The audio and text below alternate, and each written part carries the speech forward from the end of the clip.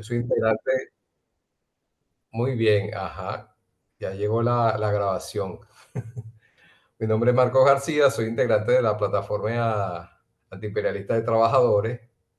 También soy diplomático venezolano designado en Bruselas.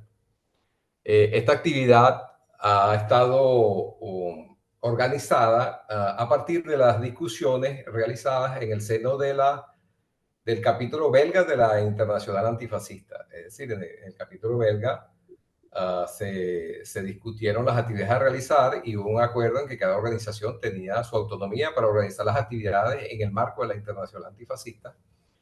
Esta actividad específicamente ha sido promovida por ARLAC, específicamente la camarada Erlinda Malcote que tenemos aquí, el camarada Ringo.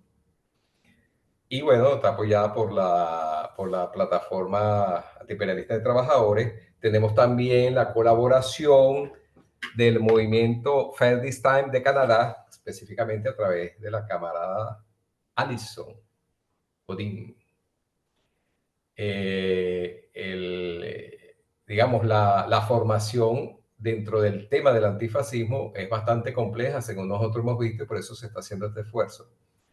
Compleja en el sentido de que hay mucha ignorancia, hay que mucha información oculta y que se requiere escudriñar y analizar de manera bien precisa la historia para nosotros podernos ubicar en las conductas y las actitudes que están asumiendo muchos actores políticos en la actual coyuntura política. Bueno, sin más que decir, dejo en compañía de Alison, que va a ser nuestra ponente, y el camarada Luis Primo, que va a estar moderando el evento. El camarada Luis Primo también es integrante de la plataforma antiimperialista de trabajadores. Bueno, muchas gracias y les cedo la palabra. Bueno, buenas tardes, buenos días a todas y a todos a este ciclo de conferencias para la formación de militantes.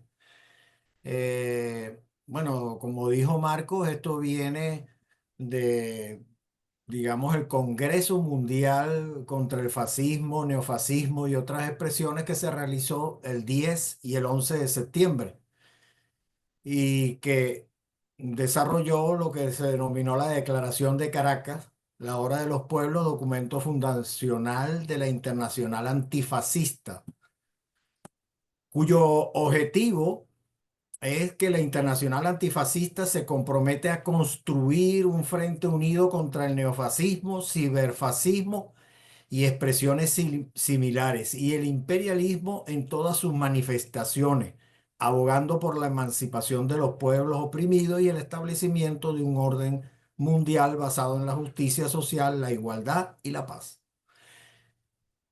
También debemos decir, bueno, ya lo dijo Marco, que esto está desarrollado por la Internacional Antifascista, capítulo de Bélgica, y que comprende un ciclo de conferencias, ¿no?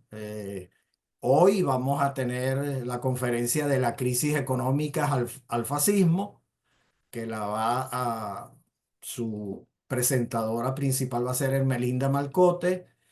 El lunes 14 de abril, va a estar el papel de los nazis en la construcción de la Unión Europea. Va a estar también Ermelinda Malcot. Y el lunes 21 de abril, todos a la misma hora, es decir, 7 de la noche, 13 horas de Caracas, la lucha ideológica en torno al fascismo, que lo va a expresar Ringo como activista antiimperialista. Y la última de este primer ciclo es el jueves 8 de mayo, a las 7 en Bruselas, 13 horas de Caracas, el papel de la Unión Soviética en la derrota del fascismo hace 80 años. Ese es más o menos el ciclo de conferencias que se está desarrollando por parte de la Internacional Antifascista, capítulo belga, y que nosotros estamos apoyando tanto la plataforma antiimperialista de la clase obrera como también el movimiento ARLAC. Voy a hablar de Ermelinde Malcote, milita en la asociación belga ARLAC, que defiende a los países del ALBA y los movimientos sociales de América Latina. Es experta en geopolítica, tiene una maestría en filosofía y otra en salud pública. Colabora con diversos medios de comunicación, entre ellos Telesur, RT, Hispan TV, Sputnik, y con el programa Tertulia en Cuarentena de nuestro amigo Chema. La conferencia de hoy, bueno, se denomina Fascismo y Crisis Económica. Ella nos va a dar una conferencia que propone explorar el vínculo que existe entre el fascismo y la crisis económica. Eh, a- Sabemos que no todas las crisis conducen al fascismo, pero la historia ha demostrado que cada gran crisis económica va acompañado de un auge de la fuerza fascista y una tendencia hacia la guerra total. En Europa eso es lo que está pasando en estos momentos. Creo que va a ser muy interesante esta conferencia y yo dejo con ustedes a Ermelinde Malcote para que nos diste entonces, nos explore el fascismo y la crisis económica, nos explore muy bien cómo está concatenado estas dos cosas. Adelante, Ermelinde Malcote. Pues muchas gracias por darme la palabra en esta primera sesión. Y quiero, bueno, antes de todo, agradecer al compañero Marcos García de la Embajada de Venezuela en Bruselas, un gran amigo que nos apoya siempre. Y con quien, sin quien no estuviéramos aquí en este Zoom aprendiendo sobre el fascismo. También quiero saludar y agradecer a mis compañeros de la PECOA, Luis Primo y también Guillermo, que está presente aquí. Y obviamente a Alison de Fire This Time, que es nuestra anfitrión y que gestiona todo lo técnico, y es un apoyo enorme tener alguien que nos permite hacer esto. Entonces, vamos a hablar, y me toca a mí esta primera sesión de esta cuatro sesión, y vamos a hablar de economía. Y quiero destacar que no es por casualidad que empecemos con la economía. Como lo decía Luis Primo, obviamente toda la sociedad no se explica por la economía, tampoco toda la política se explica por la economía, pero sigue siendo un fundamento esencial para entender el tema que vamos a hablar en estas cuatro sesiones, es decir, el fascismo.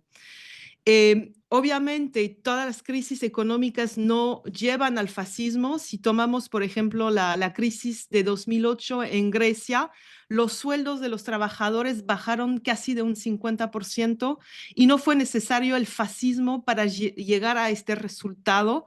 Cuando en Francia, a finales de los años 30, fue necesario el fascismo para imponer esas condiciones de trabajo y de vida a los trabajadores en Francia. Entonces, vemos que todas las crisis no llevan al fascismo y al mismo tiempo tenemos experiencias de fascismo que no eran el resultado de una crisis económica, por ejemplo, Chile, la Chile de Pinochet, que son otras explicaciones que podemos llevar. Pero si el tema económico es tan importante en esta sesión, es porque estamos en una fase muy especial del capitalismo. Hace más de un siglo que estamos en la fase imperialista del capitalismo. Ya el libro de Lenin fue escrito en 1915, pero ahorita estamos en una fase particular del imperialismo, es su fase senil. El capitalismo ha llegado a un nivel de contradicciones tan graves que hemos entrado en una crisis muy larga que la verdad no empezó en 2008, empezó en los años 60 y veremos gráficos después que nos explica esto. Y hemos entonces entrado en una fase de la crisis que es casi insuperable, excepto por una guerra total o un fascismo generalizado. Y quiero destacar que todas las crisis generalizadas del capitalismo han llevado a una fuerte radicalización de las masas populares que ha llegado a transformaciones sociales y políticas enormes en la sociedad. Para decirlo claramente, hubo 3 crisis que llamamos sistemáticas del capitalismo, de esas crisis generalizadas, y estamos ahora en la tercera de estas. La primera empezó en 1873 y como todas esas crisis que son generalizadas no se resuelven en un año o 2, toman mucho tiempo para resolverse, y la crisis de 1873 se resolvió con la Primera Guerra Mundial.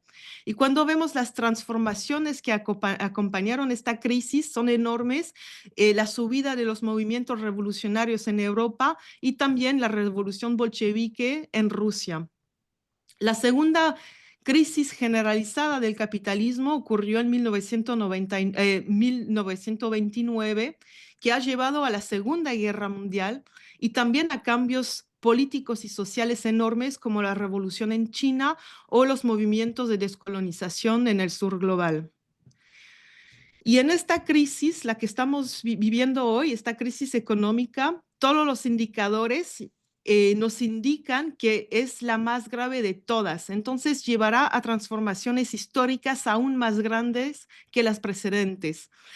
Es claro que hemos entrado en una fase abierta de revolución y es obvio que necesitamos organizaciones políticas para dar el liderazgo político a los cambios que están por el momento creándose. Entonces, como estamos abriendo esta primera fase, esta primera sesión sobre el fascismo, que son 4, yo hago esta primera sobre la crisis económica, haré también la próxima sobre el fascismo y la Unión Europea, y entonces me toca definir lo que es el fascismo. La mejor definición, según yo, del fascismo fue dada en 1935, momento donde había una subida enorme del fascismo en Europa, por el camarada Dimitrov en una conferencia al 7º Congreso de la Internacional Comunista. Dimitrov nos dice que el objetivo del fascismo es que los trabajadores paguen la crisis. Entonces la burguesía en estos momentos busca su salvación en el fascismo para tomar medidas extraordinarias en contra de los trabajadores. Entonces hay que entender que el fascismo no es de ninguna manera una ruptura con la forma de dominación de la burguesía, es la continuidad.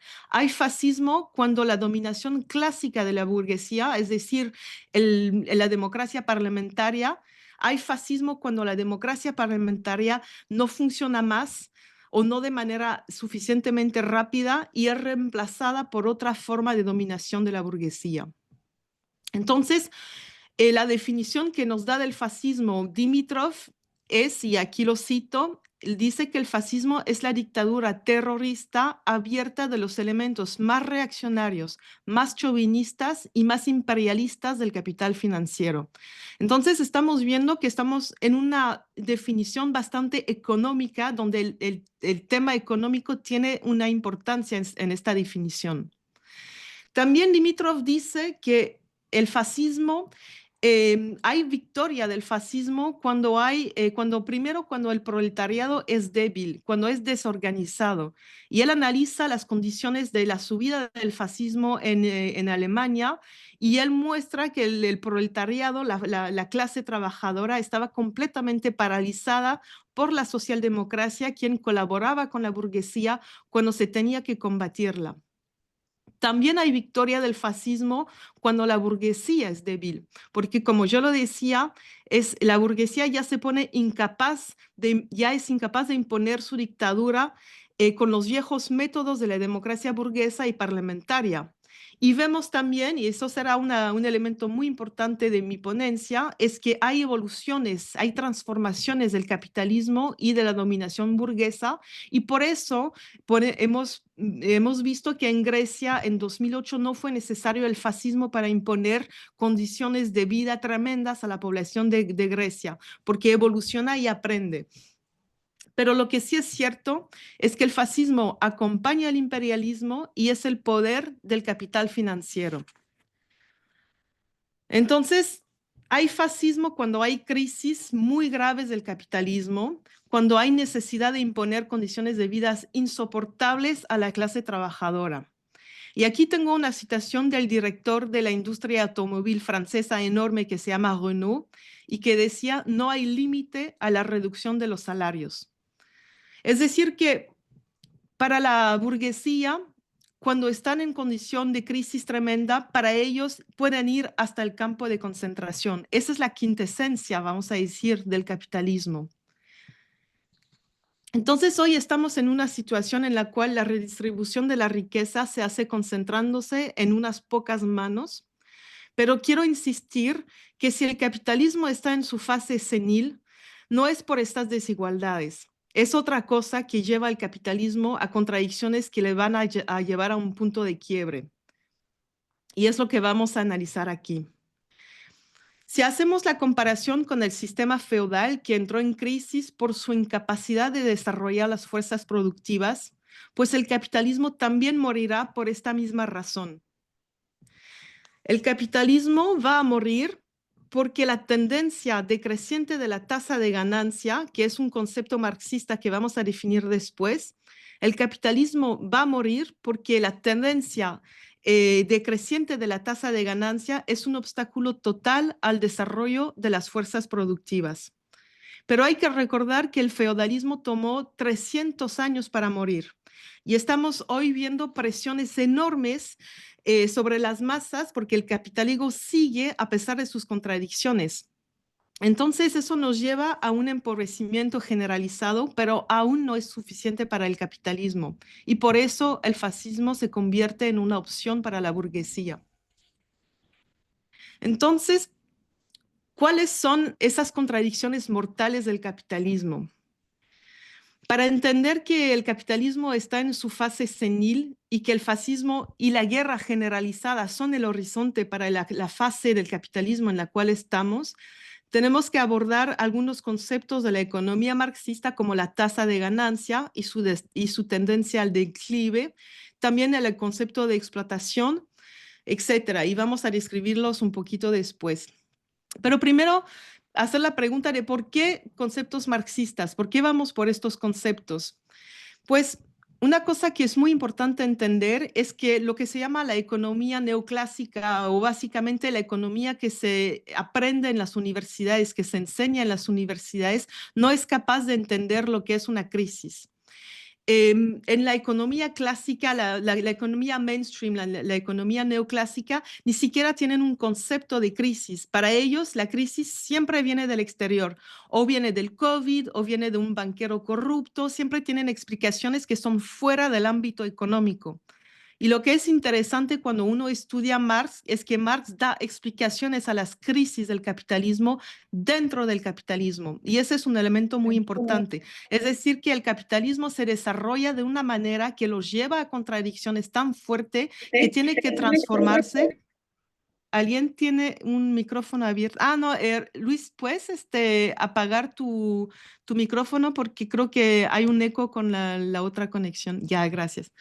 Entonces, yo decía que es interesante y muy importante analizar el tema económico y en relación con el fascismo y con la fase de senilidad del capitalismo, porque Marx nos lleva a entender que son contradicciones internas al capitalismo. La economía se entiende a partir de la economía misma y eso es muy importante para entender cómo se desarrollan las contradicciones dentro del capitalismo.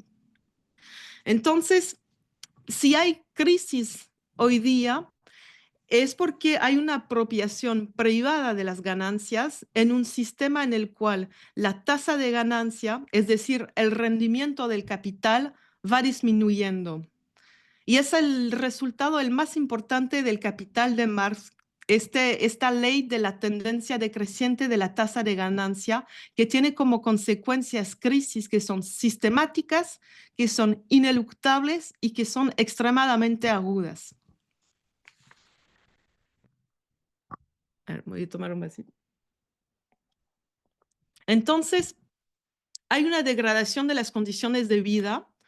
Eso es obvio y todo el mundo lo puede ver, pero también se observa en varios indicadores. Pero lo importante que hay que entender es que esto no es el producto de una ideología, como por ejemplo el neoliberalismo. La verdad es que yo estoy en favor de, en vez de hablar de neoliberalismo, tenemos que hablar de imperialismo, porque esta es la mejor manera de entender lo que está pasando hoy día. Tampoco la degradación de las condiciones de vida son el hecho de alguien como Donald Trump o algo o Ronald Reagan en su periodo. Y quiero también precisar que cuando hablo de degradación de las condiciones de vida, hay que entender que hablemos de dos tipos de cosas. Una degradación absoluta de las condiciones de vida, porque hay zonas en este planeta donde las degradaciones son extremadamente difíciles, pero también hay que hablar de degradación de las condiciones de vida de un punto de vista relativo. Es decir, yo no pretendo que en Europa, por ejemplo, vivimos que se vivía mejor en el siglo XIX. Obviamente no. En el siglo XIX en Europa los niños trabajaban en la mina, ¿no? Entonces es una pauperización que es relativa. El hecho que en Europa hay padres que no saben dar 3 veces de comer al día a sus niños es insoportable cuando uno sabe que la cantidad de riqueza que se produce va creciendo, creciendo, creciendo. Entonces es una pauperización relativa a la cantidad de riqueza que se produce cada año. Entonces, para entender esto, esta fase en la cual estamos, tenemos que hablar del resultado más importante de la obra de Marx, que es la ley de la tendencia decreciente de la tasa de ganancia, que lleva el capitalismo a su crisis y lo lleva también a transformarse. Vamos a ver esto ahorita. Primero voy a dar una explicación muy rápida de esta ley y luego volveré a explicarla más en detalle, pero el hecho que hay el capital, esta ley nos dice que el capital que se invierte en empresa rinde menos y menos. Históricamente, el capital que se invertía, que se había invertido en el siglo XIX, rendía mucho mejor que lo que rinde hoy. ¿Por qué? Porque hoy día la producción capitalista necesita una cantidad de inversión enorme para poder producir, lo que no era el caso en el siglo XIX. En el siglo XIX se creaba una empresa con poca inversión. Hoy día para crear una empresa necesita máquinas, necesita implementar métodos de pagos que cuestan mucho, necesita rentar el terreno donde está la empresa, porque hay una apropiación y una concentración de la propiedad de la tierra. Muchos elementos hacen que hoy día las inversiones para poder lanzar un negocio son enormes y uno no puede entrar en crear un negocio sin tener el apoyo de bancos, sin tener el apoyo de accionistas a veces, etcétera. Una startup, por ejemplo, no puede fabricarse sin tener el apoyo de un billonario que lo apoye detrás y que mande, obviamente. Entonces, el hecho que el capitalismo se va modernizando, pero esta modernización lleva el capital a tener tasa de rendimiento más baja cada día. Ese es globalmente lo que se entiende por la ley de la tendencia al declive de la tasa de ganancia. Y entonces el capitalismo, para luchar contra esta ley, tiene varias técnicas. Las 3 técnicas más importantes, primero es expandirse geográficamente y reclutar como proletariado masas que no eran incluidas en la producción capitalista. Básicamente es la colonización o la neocolonización. Esa es la primera técnica que tiene el capitalismo para volver a tasa de rendimiento del capital más alta. La segunda cosa que tiene el capitalismo para luchar contra el declive de la tasa de ganancia es la concentración del capital o, para decirlo de otra forma, la financiarización. Y también explicaré un poco más en detalle de lo que estamos hablando.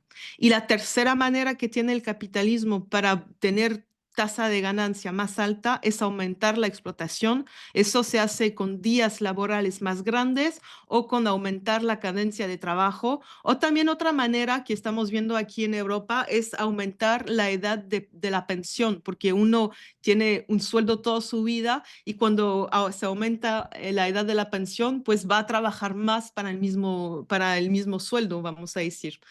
Entonces, estas evoluciones del capitalismo que se concentra, que se financiariza, que aumenta la explotación o que va por la colonización o la neocolonización, son evoluciones del capitalismo para responder a este problema que tienen, que la modernización del capitalismo lleva a una baja de la tasa de rendimiento del capital.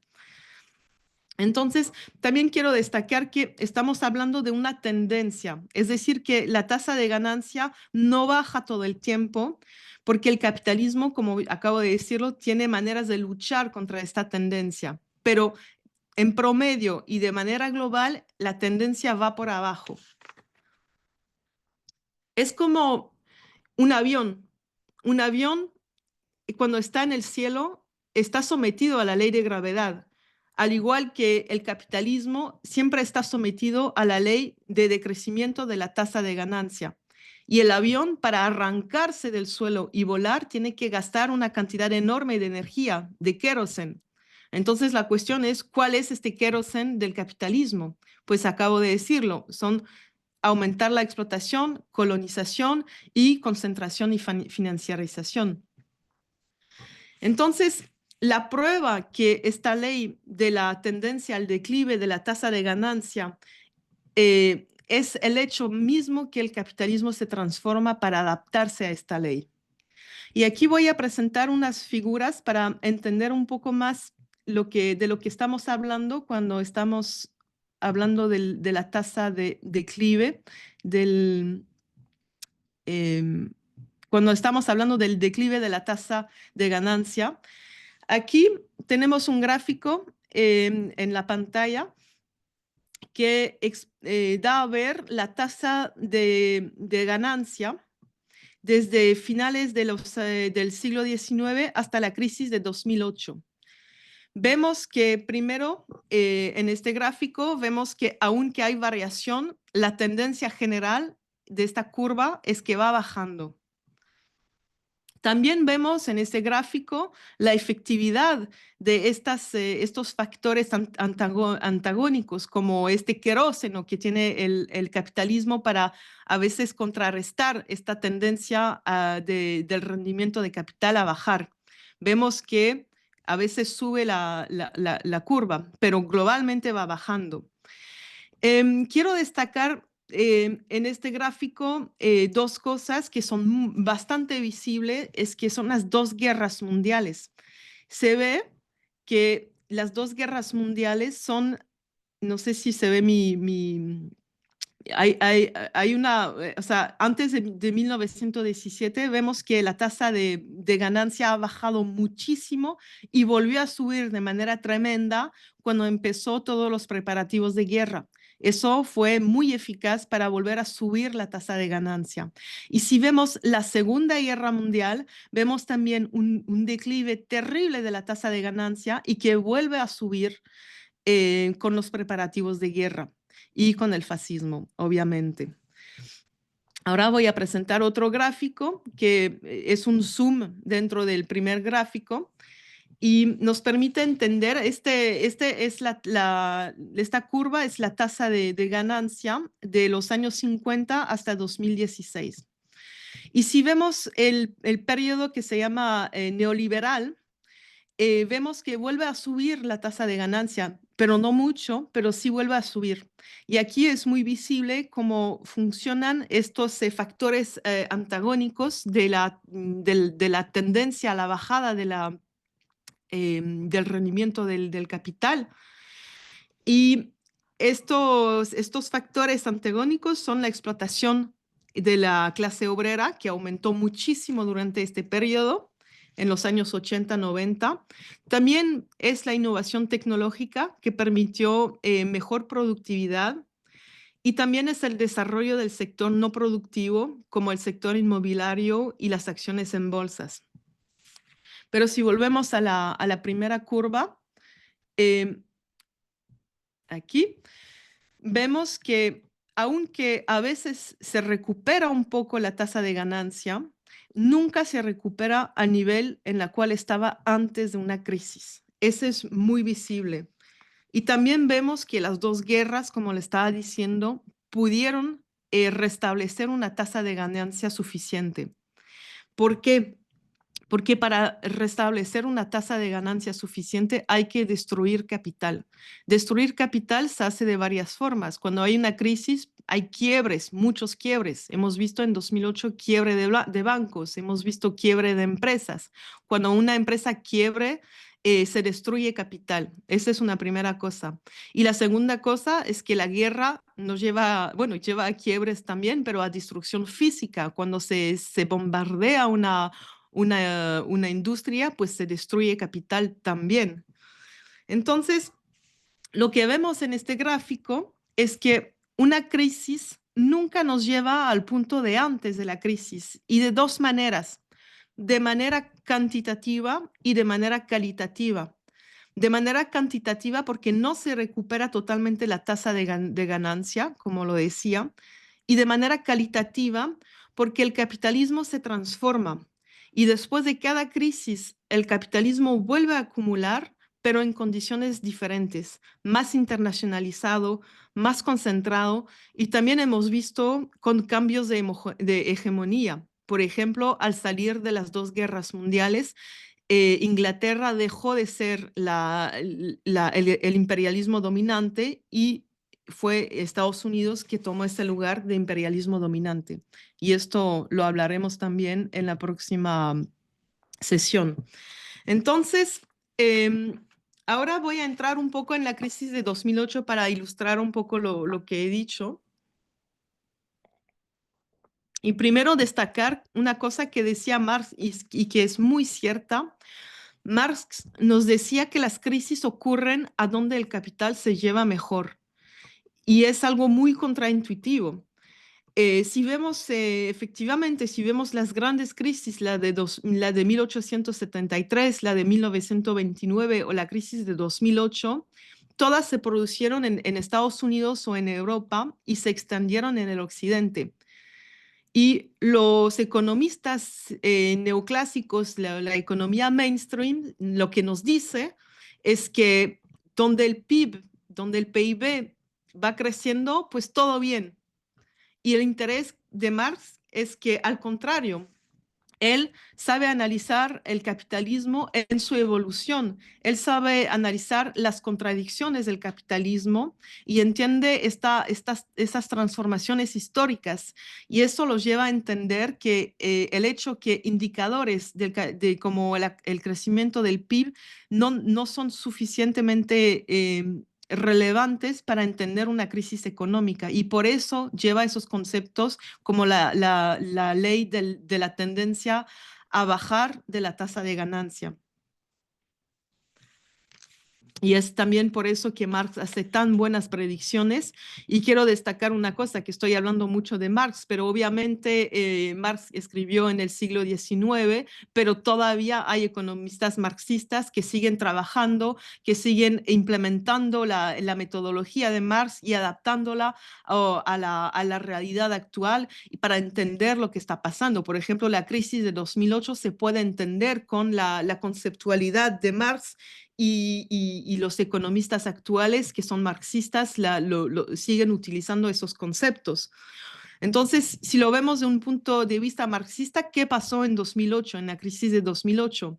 Pues es el resultado de una globalización tremenda de la economía en los años 80. Hemos visto en los gráficos que acabo de dar que en los años 80 vuelve a subir la tasa de ganancia, y una de las razones es que se globalizó muchísimo la economía.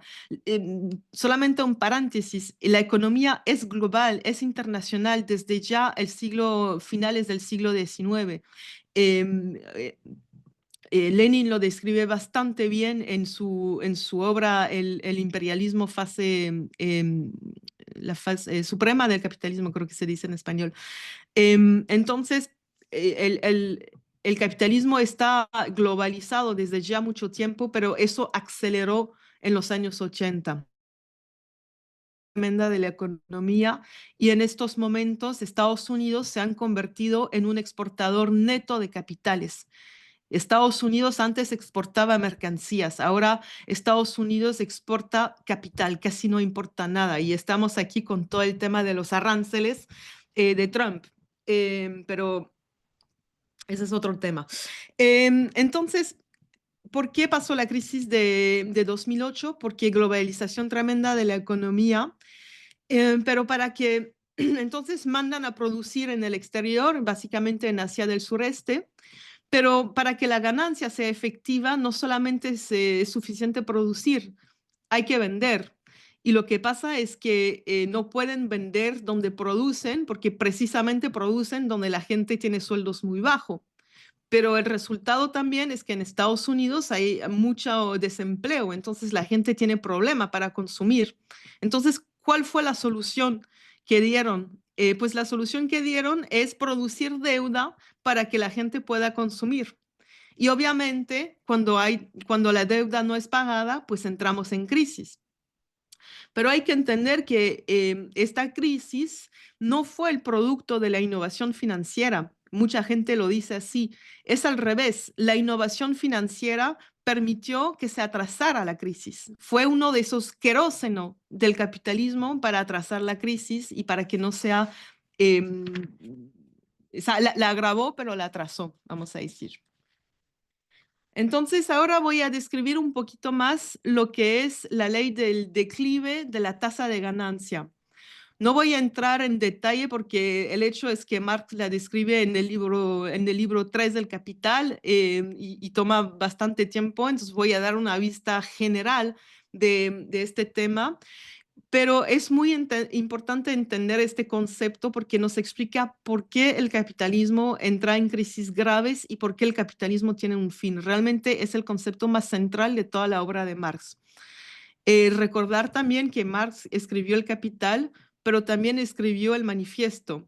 Es decir, que analizar el capitalismo con buenos conceptos no es solamente por el ejercicio intelectual, pero también es la herramienta que nos permite organizarnos y tomar las buenas decisiones políticas y el buen liderazgo político en la situación en la cual estamos. Entonces, aunque este concepto, la tendencia, la ley de la tendencia al declive de la tasa de ganancia, que es un concepto económico, pero sus efectos son políticos y sociales. Y aquí se ve con el aumento de la explotación, el riesgo de fascismo y de guerra total. Entonces, para entender lo que es la ley del declive de la tasa de ganancia, hay que introducir otro concepto de Marx que se llama la composición orgánica del capital.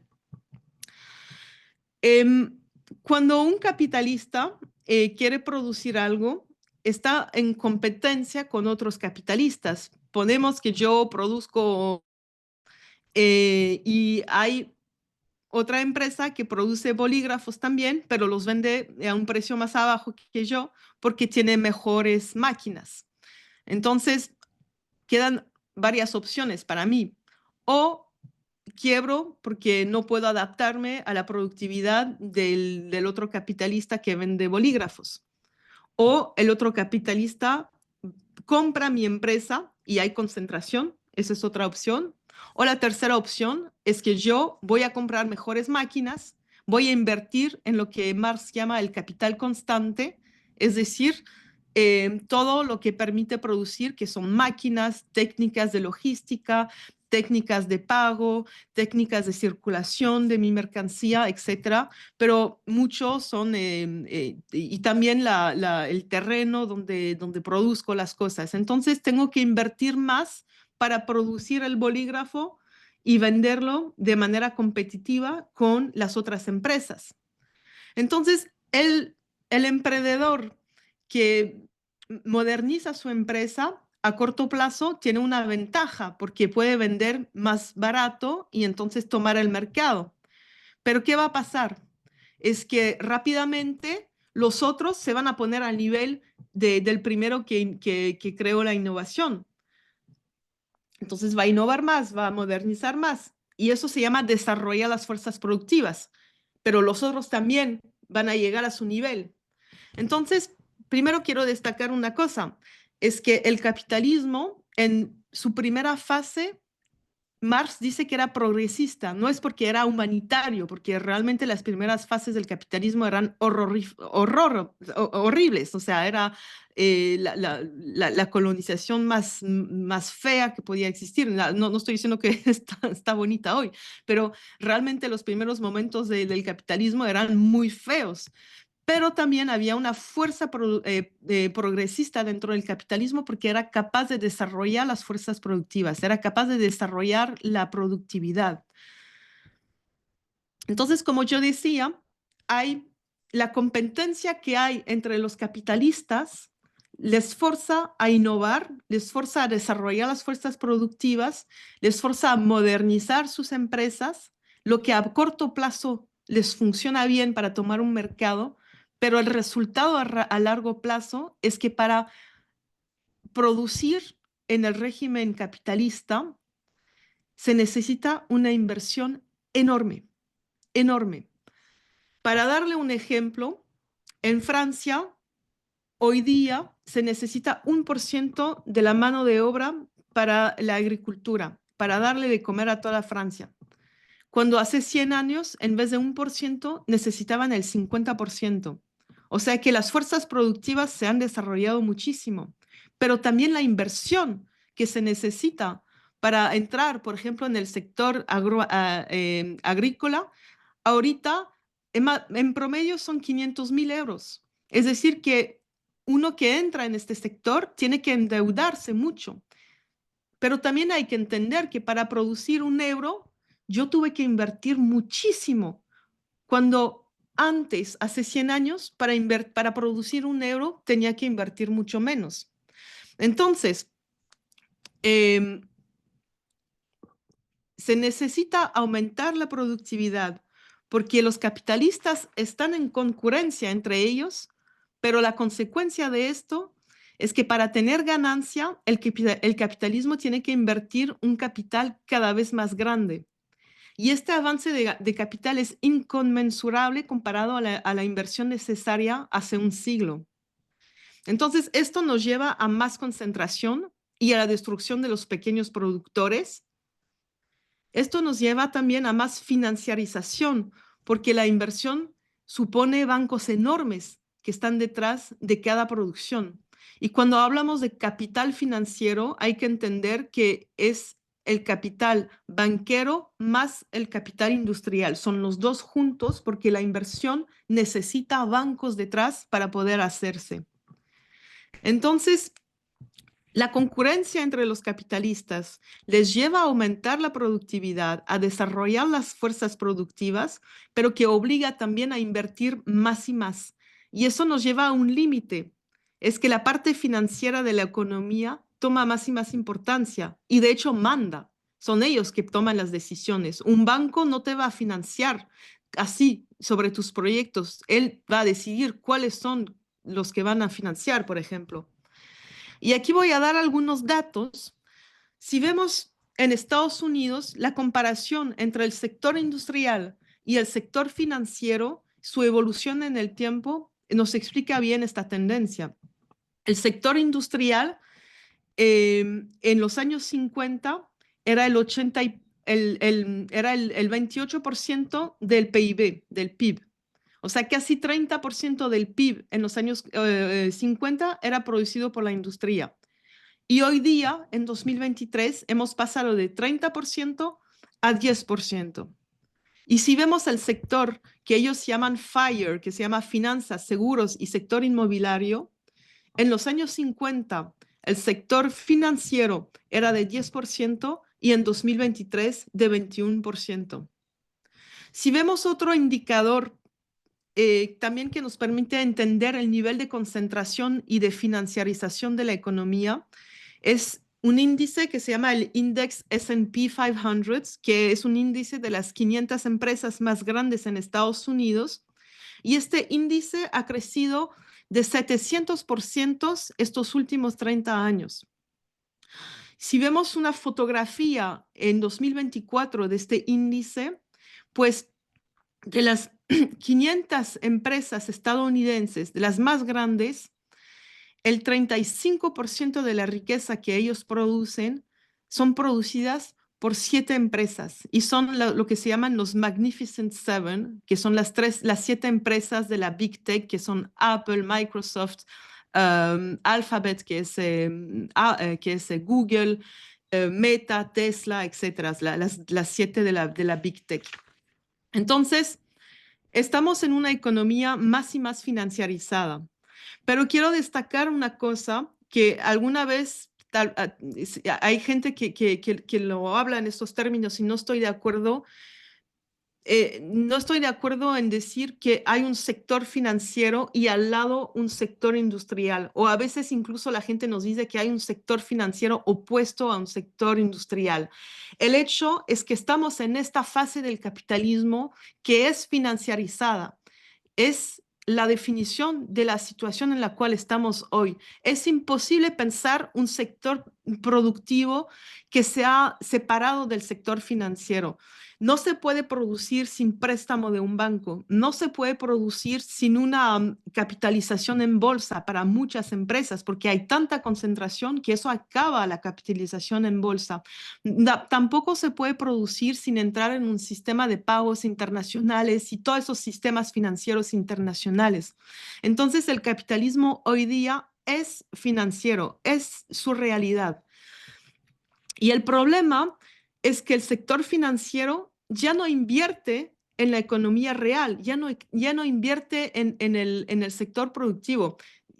Yo sé que acabo de decir que no son dos sectores opuestos, pero de manera abstracta tenemos también que hacer la diferencia para entender la situación en la cual estamos.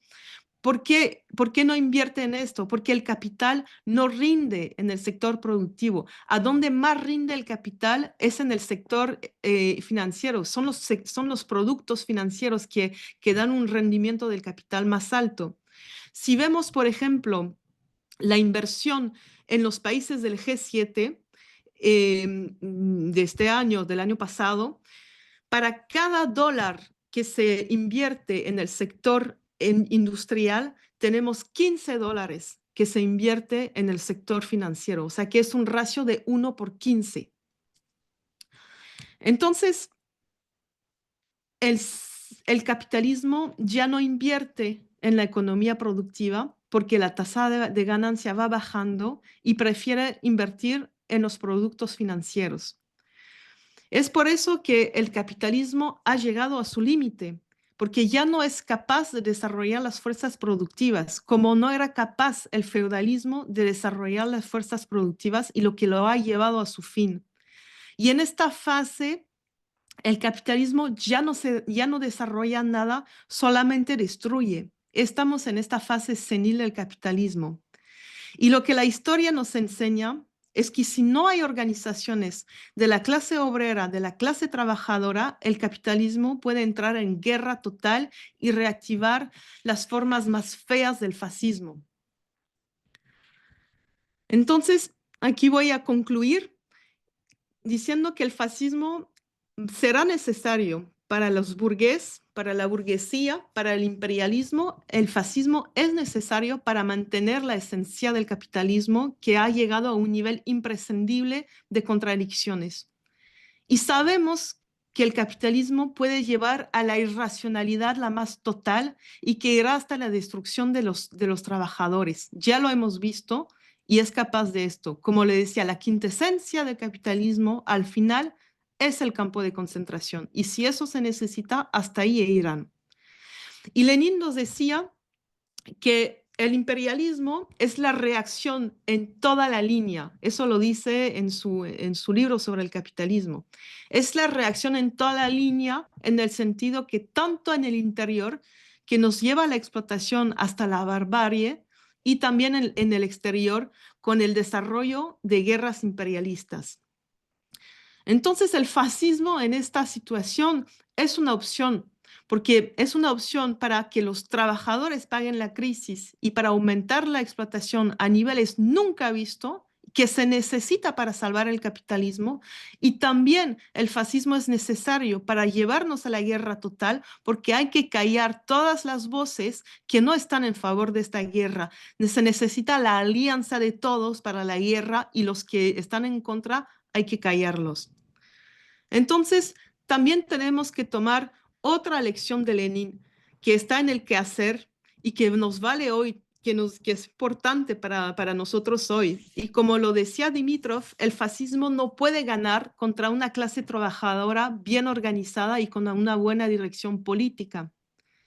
Entonces, por eso es muy importante seguir con el desarrollo de la internacional fascista, con el apoyo a Venezuela y a los países del ALBA como a todas las fuerzas antiimperialistas en el mundo.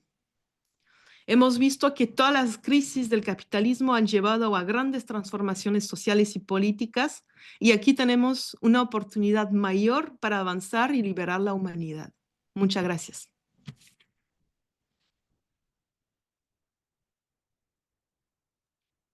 Muy bien, Hermelinde. Muy bien la exposición de la relación que existe entre lo que son las crisis económicas y el fascismo.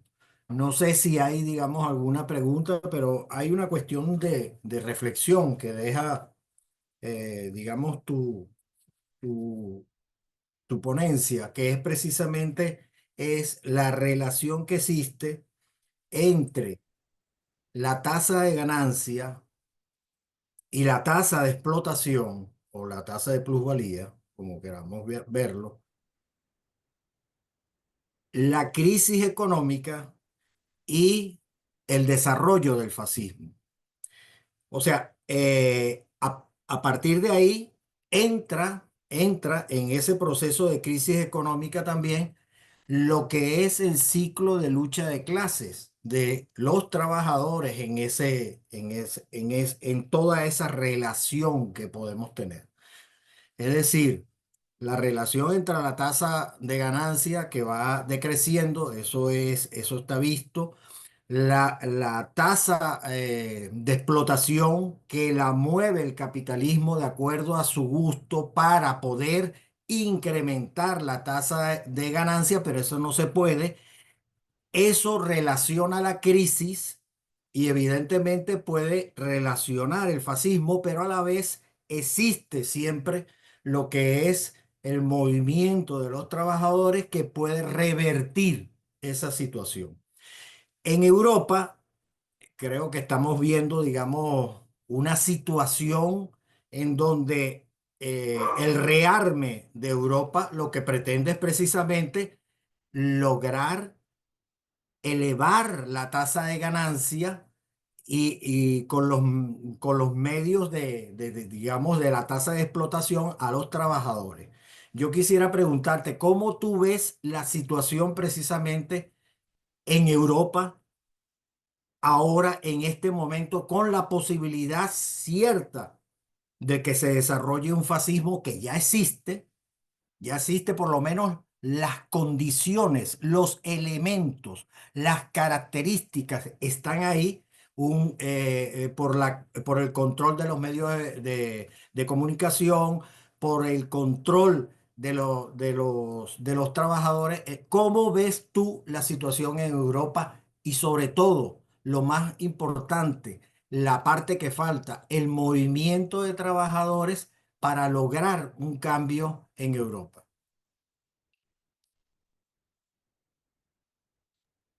Bueno, no estoy con mucho optimismo en el caso de Europa. Em, las técnicas que tiene el capitalismo, la clase burguesa, para imponer su dictadura, o es el fascismo, que es la fase más reaccionaria, pero también es la democracia burgués. Y hemos visto, y eso lo hablaremos también las próximas veces, que se han convertido en expertos para reclutar gente que son de izquierda para defender su punto de vista. Y estamos viendo en Europa una situación muy similar a la que estaba antes de la Primera Guerra Mundial, es decir, muchas de las izquierdas que están en toda alianza con la burguesía para ir a la guerra. Cuando uno ve el nivel de rusofobia, el nivel de llamamiento belicista que hay por parte de las izquierdas en Europa, es terrible. Entonces, esta parte de la colaboración de clase les funciona bastante bien por el momento en Europa e incluso algunos partidos comunistas estaban con análisis de la guerra de Rusia contra la OTAN que realmente es escalofriante. Entonces, esta es una primera cosa.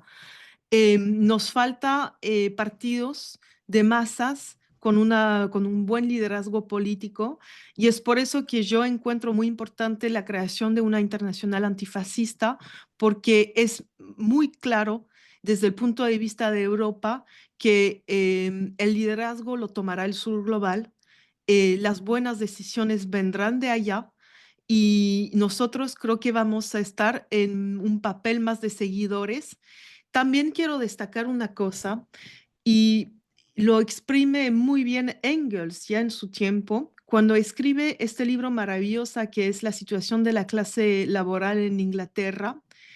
Era muy joven cuando escribió este libro y él concluía el libro diciendo, es obvio que vamos a tener una revolución en Inglaterra, porque las condiciones de vida son tan horribles que no van a poder aguantarlo más y van a entrar en revolución. Y luego, después, al final de su vida, a la última publicación, escribe otra introducción a este libro maravilloso y dice, tengo que confesar que me he equivocado. ¿Qué por qué? Y aquí vemos una de las primeras definiciones y teorización del imperialismo.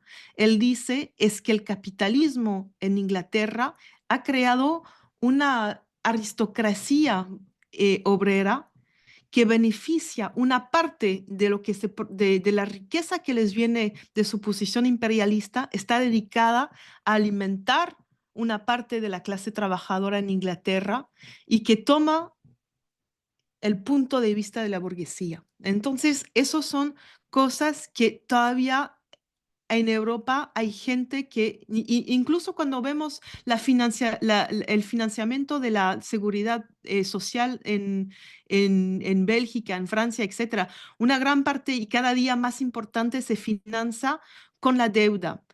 Pero en Europa, si podemos hacer deuda tan fácilmente, es porque estamos beneficiando de los mecanismos imperialistas. No estamos haciendo deuda en Europa como están haciendo deuda en Níger, en Mali, etcétera.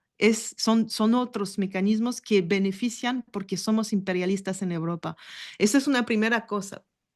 Una segunda cosa también, destacar que en Europa hay censura de los medios de comunicación. Vemos que no hay ninguna democracia en las instituciones europeas de la Unión Europea, pero también hay que recordar que las redes terroristas que se han creado después de la Segunda Guerra Mundial, y la hablaremos mucho en la próxima sesión, las redes terroristas que reciclaban los nazis, que reciclaban los fascistas, todavía existen. Hubo un escándalo enorme en los años 90 en Bélgica, en Italia, cuando se descubrió la existencia de estas redes terroristas que reclutaban ex-nazi. Y entonces se pensó, porque hubo investigaciones parlamentarias, etcétera, se pensó que ya se había acabado con esto, pero cuando uno ve lo que pasa en Ucrania, cómo se reactivó el nazismo en Ucrania, cómo está presente en los Balcanes, también estamos viendo que hay fuerzas que están ahí, muy presentes y que, bueno, y si hablamos de Siria, cuando se ve cómo se reactiva Al-Qaeda, entonces todas esas tropas fascistas están ahí y se están entrenando día a día desde ya mucho tiempo. O sea que necesitamos urgentemente construir un partido de masas, pero lamentablemente heredemos de estas décadas de colaboración de clase que no fueron buenas para nosotros. Una pregunta por el chat que te la voy a leer. Las condiciones sociales y económicas previas a las dos grandes guerras del siglo XX están presentes en este contexto actual. Sí, y están peor. Están peor. Hay dos cosas. Si vemos si vemos la tasa de ganancia, es realmente el factor más determinante de las crisis económicas. Vuelvo a poner el gráfico.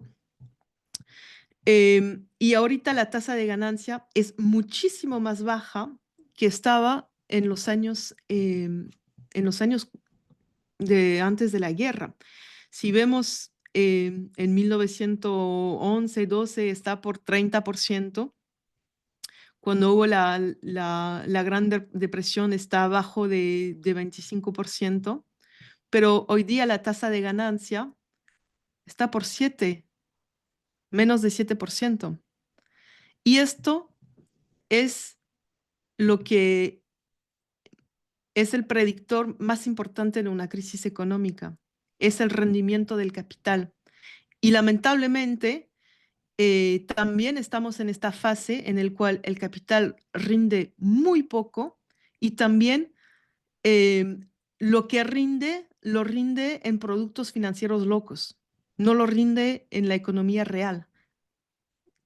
Esto es el problema, es que hemos llegado a un momento en el cual el capitalismo no sabe más desarrollar las fuerzas productivas, solamente sabe destruir. Si vemos otros indicadores, yo hablaba de la pobreza, de la pauperización, si la vemos en términos relativos, porque hay que entender esta contradicción, es que a la vez la tasa de rendimiento del capital va bajando, pero la cantidad global de capital va aumentando, solamente que crece menos rápido, pero sigue creciendo mucho. La cantidad de riqueza que se produce es enorme y comparado a esto, la situación de la clase laboral está en condiciones horribles comparado a lo que podría ser cuando se ve la cantidad de riqueza producida. Entonces, las condiciones económicas están mucho peor de lo que estaban antes de las dos guerras mundiales. Las condiciones sociales, bueno, si hablamos de yo vivo en Bélgica, claro, no estamos, hay que entender que en Francia se dice que a finales de los años 30 la gente perdió entre 10 y 15 kilos porque la crisis estaba dura. Aquí no estamos en esta situación donde la gente no puede comer al nivel de perder 15 kilos, pero estamos en un país muy privilegiado. Vemos qué pasa en el mundo. El rumbo hacia la guerra y las consecuencias para los pueblos son terribles. Mira, te tengo dos preguntas aquí en el chat. Una es, ¿cómo el capitalismo global ha impactado el desarrollo económico de África, especialmente en términos de dependencia y desigualdad? Esa es la primera Lo que, pregunta. lo que caracteriza el imperialismo es que se desarrolla a costo de los otros. Y otra característica es que impide el desarrollo de los otros, porque uno podría pensar, bueno, pero se desarrolla más lento. No, impide el desarrollo de los otros. Entonces, en África, claro, África es que, bueno, vamos por Bretton Woods. Después de la Segunda Guerra Mundial, se ha creado un conjunto de instrumentos financieros que vienen con el hecho que el dólar se convierte en moneda de reserva. Tenemos el Banco Mundial y el FMI. Es decir, que Estados Unidos controla todo en términos de que los otros países, si quieren hacer comercio, necesitan el dólar, porque incluso cuando uno conversa con su vecino, conversa en dólar. Ahora estamos hablando de desdolarización y aparece como una gran cosa que China y Rusia estén comerciando en sus propias monedas. Y lo hacen porque están bajo sanción y que ya no les importa que Estados Unidos llega y les da un palazo, porque pues ya les está dando.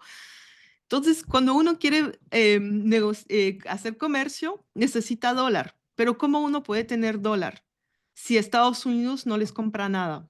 Si Estados Unidos en este periodo era exportador de mercancías, entonces tiene que hacer deuda. Es la única manera de obtener dólares. Y luego necesita aún más dólares porque tiene que pagar su deuda y se paga en dólares. Entonces, el sistema imperialista que se ha creado después de la Segunda Guerra Mundial, que es básicamente una copia del sistema imperialista que los ingleses tenían, ¿eh? Eso no fue inventado por Estados Unidos, de hecho fue inventado en Europa. Esa es la manera que funciona. Entonces, un país, para que pueda desarrollarse, es imposible porque tiene que endeudarse para tener acceso al dólar y también tiene que configurar su economía, porque eso es otra manera de tener acceso al dólar, es vender a Estados Unidos lo que Estados Unidos necesita. Es decir, que toda tu producción agrícola, industrial, etcétera, va a ser determinada por lo que te va a comprar Estados Unidos. Entonces, eso impide el desarrollo y también vemos que Estados Unidos impide el acceso a los recursos naturales. Cuando uno empieza a desarrollarse, vemos que Estados Unidos va cortando las rutas de negocio. Es el tema que está pasando, por ejemplo, con el petróleo. Estados Unidos no necesita petróleo, tiene mucho petróleo. ¿Por qué está haciendo la guerra por el petróleo? Porque no quiere que los otros tengan acceso. Estados Unidos es el que controla el petróleo para todos, cuando ya tiene lo que necesita en su propio territorio. Entonces, el fenómeno que hay en África, yo creo que es muy similar a lo que hay en otros países y para entrar en detalles necesitaremos un especialista de África. Bueno, aquí hay otra pregunta.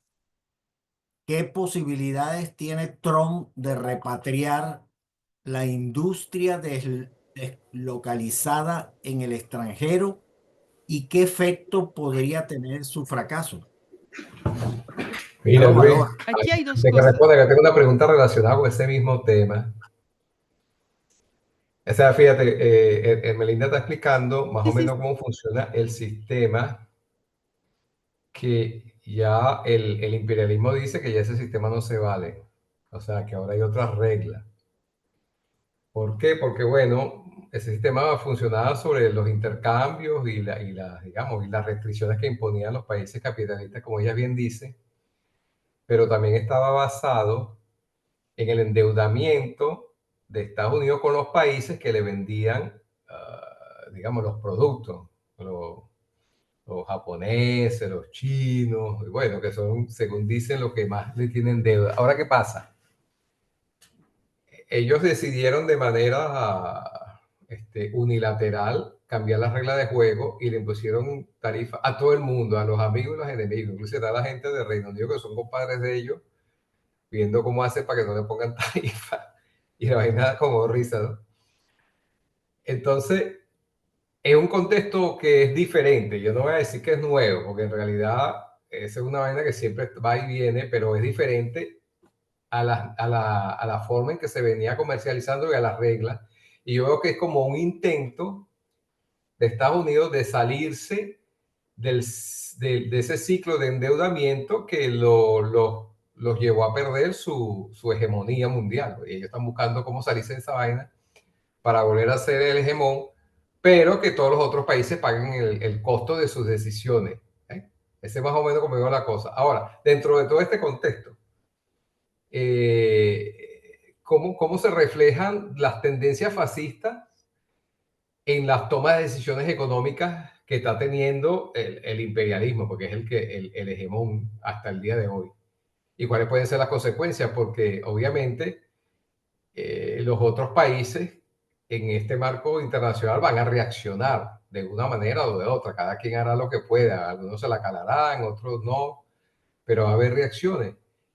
Y desde el punto de vista de lo que es la representatividad, la toma de decisiones de los sistemas democráticos, cómo eso va a fracturar y a golpear más las posibilidades de participación de la gente, de los trabajadores en las tomas de decisiones.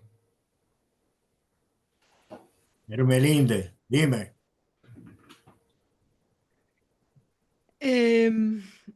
Bueno, hay los países imperialistas dominados por Estados Unidos, como los países europeos, que ellos van a obedecer, que les guste o no. porque es lo que siempre han hecho, y no es porque son obedientes, es porque les conviene obedecer al imperialismo dominante, porque así salvaguardan los mecanismos del imperialismo, y ellos necesitan esto, ¿no? Para seguir siendo imperialistas, aunque son pequeños imperialistas.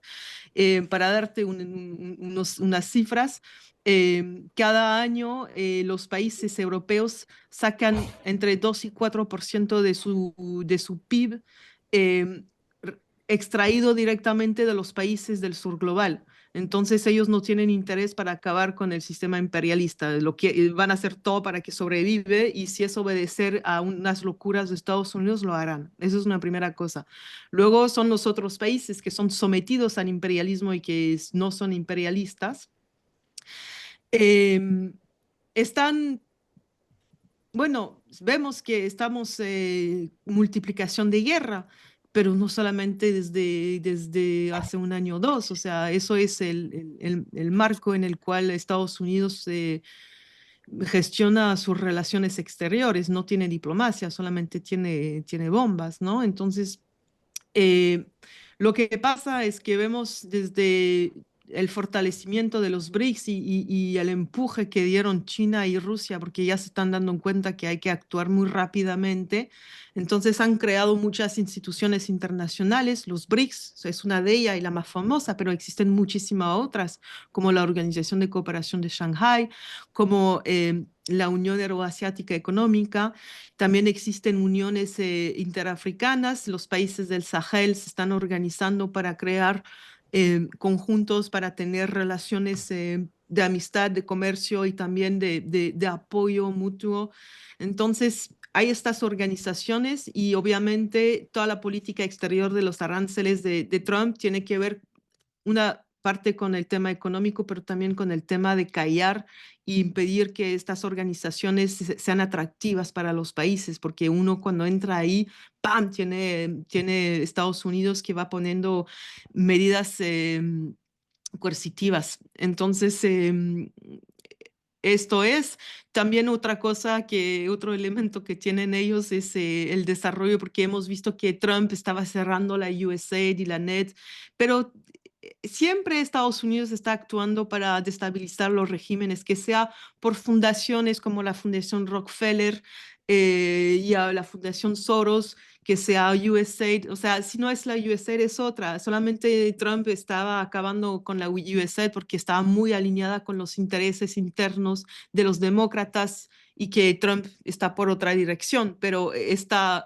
voluntad de hacer golpes de Estado, de estabilización, revolución de color, etcétera, siempre va a estar ahí y siempre va a estar financiada por Estados Unidos. O sea que yo veo que son esas vías que no son directamente el fascismo, pero que se alimentan del fascismo, porque, bueno, pues destabilizar un país, vemos la situación tremenda en la cual está Siria, cuando vemos, bueno, Palestina, cuando vemos lo que tratan de hacer, cuando vemos en Venezuela. O sea, los que son financiados por la USAID son fascistas, tienen un proyecto político de los más feos. Entonces, es una de las vías. La, Em, la última si pregunta. vamos con Ajá, la pregunta sobre las tarifas, ¿no? Lo de sí, Trump. sí, sí. Eh, Mira, creo que hay dos elementos en esta pregunta. Primero, si Trump quiere reindustrializar Estados Unidos, yo no digo que es imposible, pero para poder la inversión, o sea, no lo va a industrializar como lo hacen los chinos, creando empresas públicas, ¿verdad? Eso sería socialismo. Entonces lo va a reindustrializar con inversiones de capitalistas dentro de empresas de producción en Estados Unidos. Pero hemos visto que las inversiones se hacen donde hay rentabilidad del capital, y hoy la producción no es rentable. Entonces, para que la producción sea rentable, y eso es un concepto que no lo he hablado porque no quería hablar demasiado, pero para que la producción sea rentable, para que la producción industrial sea rentable, hay que llegar a niveles de explotación de la clase trabajadora brutales. Hay que subir la explotación de una manera que sea, Estados Unidos va a parecer a un campo de concentración gigante para que pueda volver a industrializarse, porque el nivel de explotación que necesita es altísimo. Esa es una primera cosa. No es imposible, pero casi se necesita un campo de concentración gigante para llegar a este nivel. Y no es por nada que China está bueno, está en el primer lugar de la producción industrial muy avanzada, muy tecnologizada y con una grande capacidad productiva. No es por nada que es China, porque China es un país que está en la vía hacia el socialismo. Es decir, que una gran parte de las empresas en China actúan no por el beneficio, no por la ganancia, pero actúan según planes de producción y de desarrollo de las fuerzas productivas decidido por el Partido Comunista en China. Ese explica el desarrollo tremendo de China, es que no depende de la inversión capitalista. Entonces, en Estados Unidos, si no hay explotación tremenda, eso no será posible. Pero vemos otra cosa, es que todo el gobierno de Trump, hay muchos millonarios ahí, gente que tiene una cantidad de capital enorme, pero casi todos provienen del sector financiero, incluso Tesla, porque Tesla no es una empresa que produce coches. Tesla es un producto financiero que produce coches. Si vemos el precio de las acciones de Tesla son altísimos comparado a, por ejemplo, el segundo en el mercado de acciones automóvil es Toyota y la acción de Tesla cuesta 10 veces más que una acción de Toyota. Pero al mismo tiempo, Toyota produce 10 veces más coches que Tesla. No, Tesla cuesta 4 veces más, la acción de Tesla cuesta 4 veces más y Toyota produce 10 veces más coches. Es decir, que todos los que están en el gobierno de Trump son personajes que están con un interés que se desarrolle el sector financiero, no están en interés que se desarrolle el sector industrial, no están por ahí, no van a favorecer las inversiones industriales, porque también uno puede decir, bueno, vamos a favorecer la producción industrial, por ejemplo, vamos a poner impuestos muy fuertes sobre todas las inversiones que no sean en la economía industrial, en la economía real. Pero es por eso, por ahí no va Trump. Trump va a tener que obedecer a quien lo finanza y a sus propios intereses, porque él también está en el sector inmobiliario, que no es un sector productivo, es un sector de inversión financiera. Entonces, por un lado, si quiere reindustrializar, va a tener que aumentar la explotación de manera tremenda, entonces necesita el fascismo para esto, creo, o si va y no va a ir en contra de todo el conjunto de los que componen su gobierno e incluso de sus propios intereses como capitalista. O sea que yo veo que está frente a un muro. Creo que Trump no lo entiende porque no estoy segura que tenga las capacidades intelectuales o los modelos teóricos para entender la situación en la cual está. Tal vez estoy un poco mala con él, no sé, pero me parece. Entonces, bueno, esa sería mi respuesta. Mira, y para dejarte tranquilita, la última pregunta que tenemos aquí. En su opinión, ¿cómo puede la lucha antifascista desafiar las estructuras económicas que perpetúan la desigualdad y la opresión? Es una muy buena pregunta que viene con la organización de un partido. O sea, lo que nos enseña Marx es que las contradicciones en las cuales estamos ahora del capitalismo son tan fuertes que no se pueden resolver dentro del capitalismo. Pero el capitalismo no va a suicidarse diciendo, ay, ya veo que, que estoy en contradicciones enormes. Nosotros tenemos que acabar con él. Entonces, la lucha antifascista está llegando a un punto que también es una lucha revolucionaria, porque no se puede encontrar soluciones a las contradicciones en las cuales estamos con, o sea, ahora es difícil porque obviamente estábamos bromeando con Ringo con el hecho que hay unos que se quieren alzar en armas en Europa. No está la situación política para esto. Entonces, un partido político, ¿qué tiene que hacer? Tiene que analizar bien la situación al nivel económico, al nivel social, al nivel político, pero el objetivo que debe de tener en mente, el objetivo final es destruir este sistema capitalista, porque no tiene otra opción que llevarnos a la guerra total y al fascismo. O sea que analizar bien la situación, pero tener ese objetivo en mente y ir avanzando hacia con una internacional. También tenemos que trabajar internacionalmente, porque también hay que entender que lo que viene con esta fase del capitalismo es que también estamos en un nivel de socialización de la producción enorme, lo que nos abre también una posibilidad de socialización de la lucha y de internacionalización de la lucha que no existía antes a este nivel. Siempre ha sido un objetivo de los partidos políticos comunistas, pero la situación objetiva ahora es mucho más allá de lo que estaba haciendo hace 150 años, ya que estaba internacionalizada la economía, pero ahora a un nivel mucho más grande. Entonces, organizarnos políticamente, tener este objetivo de la destrucción del capitalismo y avanzar analizando bien la sociedad. Muchas gracias, Belinde. Muchas gracias por la conferencia y porque hemos aprendido mucho en este intercambio de preguntas. Han sido muy interesantes. Bueno, yo voy a dejar a Marco García para que despida el primer ciclo y la primera conferencia que hemos realizado. Marco. Bueno, compañero, muchas gracias por su atención y su participación.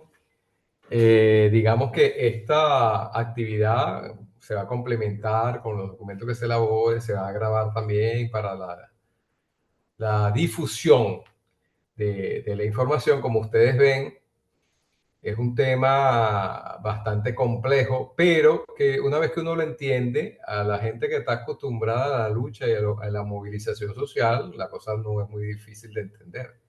Es decir, la cosa está difícil, pero hay muchas posibilidades para avanzar. Requiere un gran esfuerzo y requiere tener posiciones ideológicas bien definidas y claras. Es decir, este no es el momento de las medias tintas, ¿eh? Porque se pone las medias tintas, se lo lleva el coco. O sea, que hay que movilizarse sin miedo al enemigo, porque el enemigo está acorralado y obviamente quiere que los demás paguen las consecuencias de sus malas decisiones y de sus crisis y de su falta de gobernabilidad. Entonces, bueno, el trabajo internacional siempre tiene sus actualizaciones por época, como decía Melinda. Es decir,